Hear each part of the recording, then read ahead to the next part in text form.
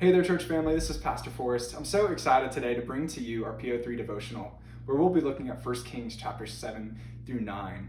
I love this passage because we look into chapter 7 and we see the intentionality and the details that King Solomon puts into building every part of the temple and every part of the palace. We see the materials and the quality of just design and the effort put in place by King Solomon. We know King Solomon did really well for the first few years of his kingship. He, like his father before him, made a place for the Lord. In fact, we read that in the temple was placed the ark, and King Solomon brought that into place. And as all of those things were completed and the temple was all ornately designed, God's presence came in, filled the temple. It says the priests couldn't finish the service they were conducting because God's presence had filled the room as a cloud.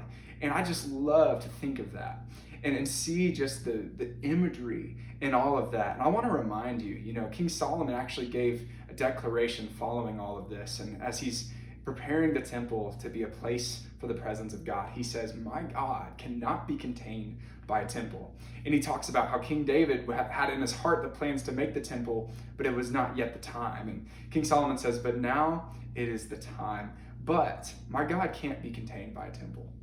And I want to remind you, wherever you are, that as we've been seeking the Lord in this time, from our houses, from our workplaces, and these unique times we find ourselves in, know that God's presence cannot be contained.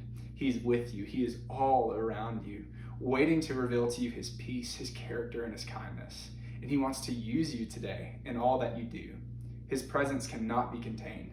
He is not contained to a building, to a church, any construct, but he is all around us. In fact, he's made his temple in you.